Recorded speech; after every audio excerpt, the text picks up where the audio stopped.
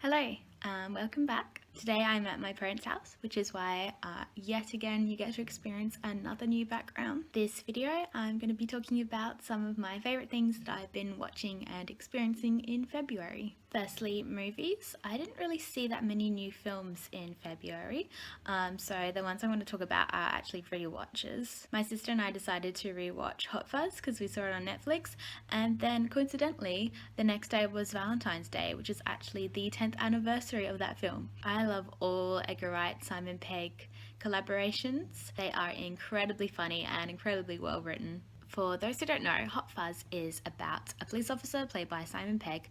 He is really good at his job, working in London. He catches heaps of criminals, and his superiors decide that he's too good at his job because he's showing them up to be not that good. They send him to a country village. Soon after he arrives in the village, people start mysteriously dying, and although everyone around him insists that they were accidental deaths, he soon discovers that they were actually murders and that there is a sinister plot going on in the village. This is part of the Cornetto trilogy, 3 films that started with Shaun of the Dead. Hot Fuzz is the second film, and then The World's End is the third one. Hot Fuzz is known to be based off a lot of police buddy cop films. A lot of the jokes are references to a lot of famous cop films. Personally, I've never seen any police buddy cop films, so for me, I mostly love it because it references Midsummer Murders.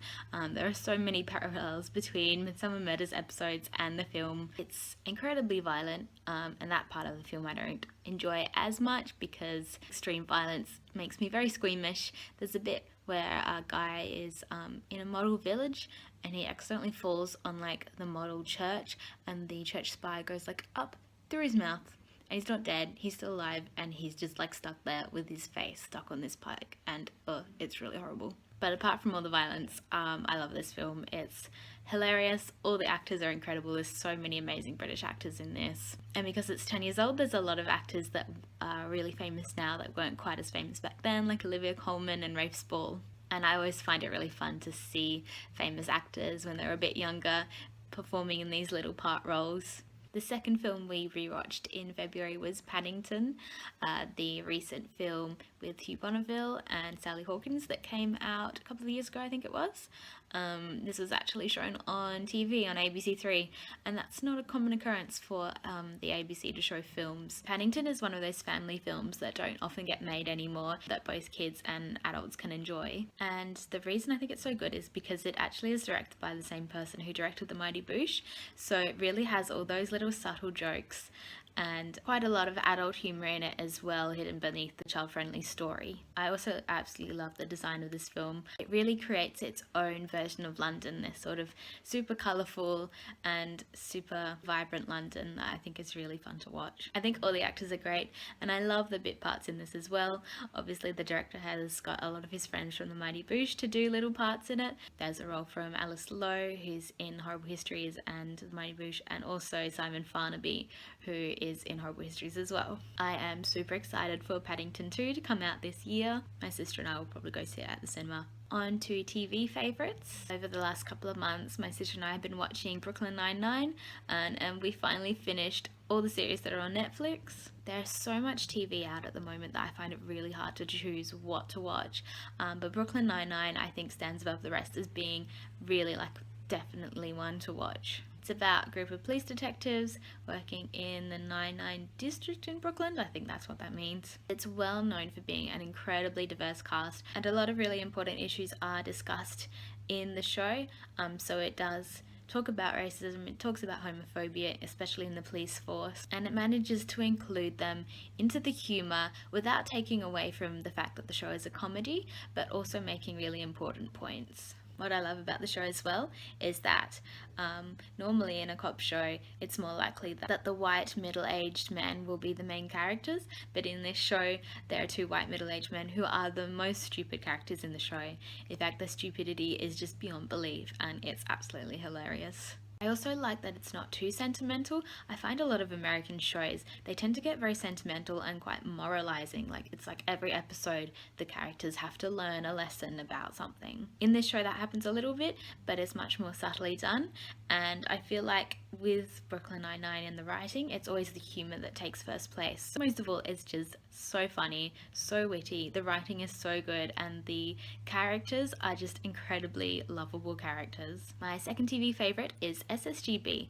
This is actually a BBC show that's ongoing, so we've only seen 2 episodes so far. It's a British drama series, and it is set in Britain in the 1940s, and it's in an alternative reality where Nazi Germany won the Battle of Britain. The main character is a police detective, and he is British, so he has to struggle between the German officers and soldiers who are in charge of him, and also the British people that he is friends with and his own child looking up to him, and he has to struggle between those 2 points of view. So there's also a resistance going on, and they're trying to recruit him, so he's got all these different things, and he has to choose between staying safe and keeping his son safe, and also wanting to do something for his country. The main character is played by Sam Riley, who I think is absolutely incredible. I may have a slight crush on him. He manages to do the dark, brooding character incredibly well.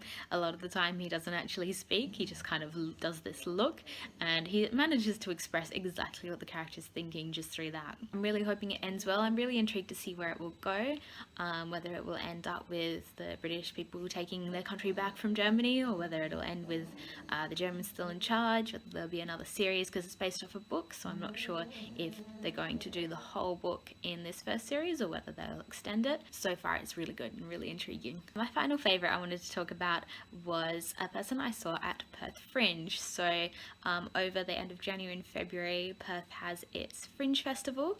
Apparently it's actually the 3rd largest Fringe festival in the world, which I find incredible because we never have anything like that happen in our city. I have a feeling it's more quantity over quality. A lot of Australian comedians travel over from Melbourne and Sydney to perform, and one of my favourite comedians came, Tom Ballard. If you're Australian, you'll probably remember him from hosting the breakfast radio show on our alternative music radio station, Triple J. And recently he's been really involved with his podcast that he does called Like I'm a 6-Year-Old. So he interviews a variety of politicians and experts, especially experts on refugees, because that's a topic that he's really passionate about.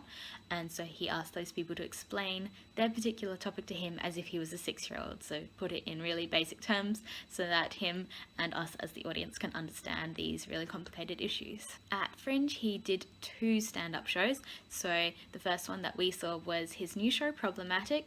That was really good. Even though it was a work in progress show that we saw, I still thought it was incredibly proficient. That show talked about political correctness and discussed different ways that political correctness affects us and affects different minorities in Australia, and talked about whether it's a good thing that we have political correctness or not. The other show we saw was Boundless Planes to Share. This is his award-winning show about refugees. It's kind of like a comedic TED Talk. He has a slideshow, he does a kind of a bit of acting, he plays a little bit of a character rather than just being himself on stage. And in it he discusses the history of refugees coming to Australia. He talks about the different government policies that we've had over the few years on refugees, all of them incredibly cruel and horrible to refugees coming to our country. For some reason we have this idea, like most of the world at the moment, that refugees are automatically terrorists, which of course is not true. And that was an incredibly powerful show. He's been doing that show for quite a while now, so he's incredibly good at what he does. If you get the chance, and if you're in Australia, I would highly recommend going to see a Tom Ballard show. He's really, really great, and it's definitely worth it. He's going to all the comedy festivals in Australia. My parents are back, so I'm going to end this now. I hope you have a great day, and I'll see you next time. Bye!